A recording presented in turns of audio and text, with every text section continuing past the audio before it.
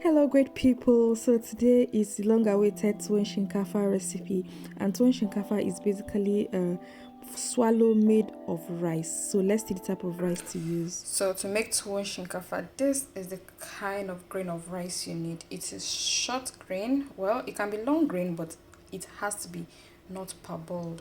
I'll show you the difference in color between the non-parboiled rice and the parboiled rice. Obviously, this is like almost long grain as well, but this is parboiled. This is good for jollof rice, fried rice, and co. But this is not parboiled. This is perfect for fried rice. And there are shorter, thicker ones that are not parboiled. All those like some Chinese kind of rice that are really sticky and good. When you cook them, they just bond together. They are good for tuwon shinkafa, and of course not basmati rice or fada rice either, because the starch content for binding purpose isn't suitable. I'm sure you can see the difference in what I'm talking about. You would see them clear white and obviously different from other rice. Yeah. Yeah, now that we know the rice to use, the first thing to do is to wash it thoroughly because we're not going to parboil. You don't parboil Tuwon Shinkafa. First thing to do is wash it thoroughly while you have your water heating, either from the kettle or wherever. Just make sure you have hot water.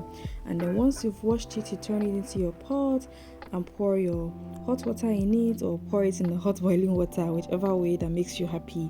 And then once that is done, you just cover it up. And remember, you're not parboiling this, so you just need to cover it and let it boil on high heat. And once that is done, you'd know what to do next. But the most important thing is put enough water, at least double the quantity. Now the water has boiled and the rice has cooked, but it is not as soft as we need it. So we're cooking it to the soft level, the softest level possible. So now I'm going to cover it, but before then I'll add more water. So I'll add water to at least a little above the rice level, just because we need it softer. You need to keep gauging the softness, right? So it's going to boil all over again, but this time around you're going to reduce the heat and let it boil on medium to low heat. Then the next thing now is to check again, and I've checked and there's still water and it's still quite a bit hard, so I'm still going to keep checking. That finger litmus test is the best. However, it was peeling over, and also I decided to use the napkin just to prevent it from just being messy. So I've actually cleaned the environment. Anyways, it was messier than that. So you need to like take note when you're cooking tuwon shinkafa. Your space might be a bit overfilled with the starch. So now the rice has cooked, and we're going to check if it is soft enough. And from the look of things, yes, it is, because you can see how it's just busting and becoming really smooth and powdery in the hand. That is the consistency of rice you need to achieve the best tuwon shinkafa ever. So I'm using the pestle or mochia to turn it, for just do what you can see me do and achieve the best or easy tool that you can make. So I first of all do like I'm pounding it, and then I start having some motions around it, just as I'm moving it and pressing it, as I'm moving it and pressing it. And because it has cooked very well, it's going to be sticky, starchy, and very easy. Usually if it had too much water, you need to add maybe like semo or poundo or something as a binder for it, or if you use the wrong rice. But because we already know the type of rice to use now, you're going to get the best tuwon shinkafa if you follow these steps. This is my grandmother's recipe I'm giving you. So yeah, once we have done this, we don't really need to cook it like any other swallow. It is cooked already, so just cover it up for a bit and then come back and pack it up.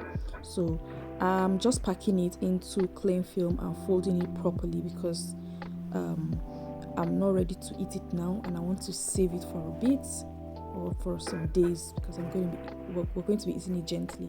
So yeah, so once that is done, you just mold it. All you need to do is open your cling film, take the quantity you need, put it inside, and wrap it neatly.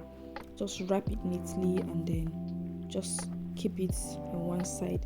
You'll see how I'm doing it once everything is done, but it's just very easy. Just put in the cling film, wrap it round into one circle, and then roll it to be firm. By the time you're coming back to open it next time, it's going to be in good shape, it's going to be more presentable and all that. And remember to scrape your pots. No food must waste. So yeah, that's basically what I'm doing, and that's pretty much how Tuwon Shinkafa is prepared. There's really not much to eat, and this is how everything came out, neat and tidy. So you can eat your Tuwon Shinkafa with any kind of soup, to be honest, and there is really no special. Okay, the special soup is either zoborodo soup or bean soup, traditionally speaking, or miyan wake. Depends on which locality you come from, but this is just how to enjoy it. I'm enjoying mine with beef stew and dry okra soup, and it was yum yum yum yum yum. So if you've enjoyed this video, please give it a thumbs up, give it a like, share with your friends, and just enjoy yourself. And I hope when you try this recipe, you will come back and testify.